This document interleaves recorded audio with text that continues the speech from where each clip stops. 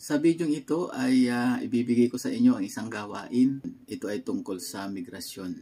So, gawain number 3 ang nakalagay dito, loob o labas. So, sa mga estudyante ko, ang sagot ay isusulat ninyo sa inyong activity notebook.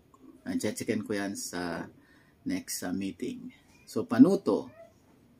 Yan. Uriin ang sumusunod na sitwasyon kung ito ay panloob na migrasyon o panlabas na migrasyon. So, sasabihin nyo lang panloob o panlabas. So, yun lang ang isasagot ninyo. At doon naman sa makakapanood nito ng mga grade 10 din, so try nyo nga sagutan ito.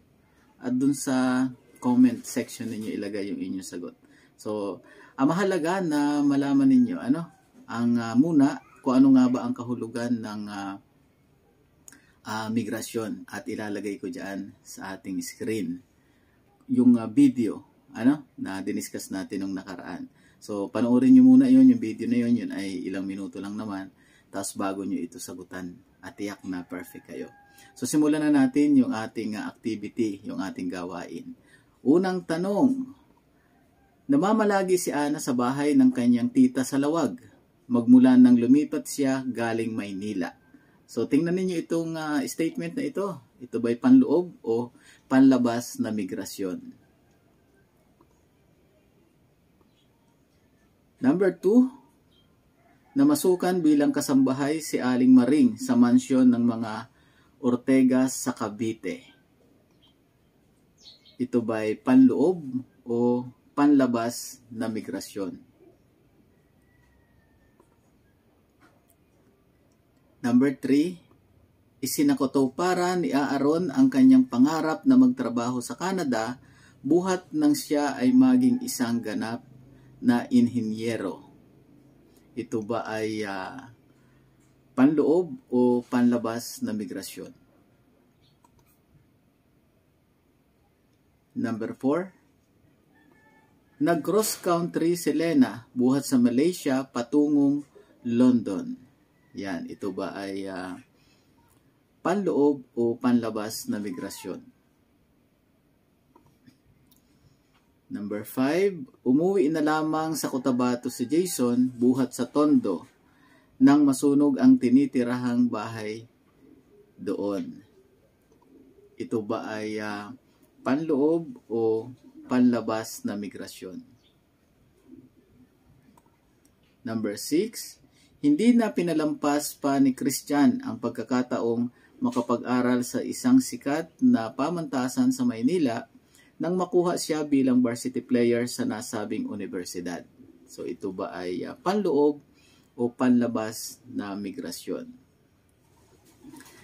Next, number 7, wala nang nagawa pa si Mary Ann nang kunin siya ng kanyang mga magulang sa California mula sa Bigan. Ito ba ay panloob o panlabas na migrasyon? Number 8, pumunta sa Thailand ang magkakaibigang Simon, Anton at Marlon upang pag-aralan ang kalakaran ng plastic surgery doon. Ito ba ay panloob na migrasyon o panlabas na migrasyon? Ayan, meron tayong number 9 na. Nabigyan ng scholarship grant si Marvin para sa isang short course sa isang kilalang culinary school sa California. Ito ba ay panloob o panlabas na migrasyon? Okay, panghuli, number 10. Piniling magkolehiyo ni Alex sa lungsod ng Baguio dahil sa malamig na klima roon. So yan ba ay panloob o panlabas na migrasyon?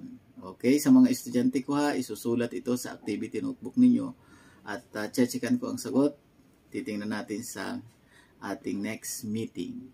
Okay, sa mga nanonood, uulitin ko, i-comment nyo lang yung sagot sa 10 tanong na ito kung ito ba ay panloob na migrasyon o panlabas na migrasyon. So, yung video ay titingnan ninyo yung video, papanoorin muna ninyo yung video ko, tungkol naman sa migrasyon para perfect kayo sa pagsasagot nito. So yun lang. Maraming salamat. Sana ay nakatulong ito para mas lalo ninyong maunawaan kung ano nga ba ang migrasyon. Thank you so much.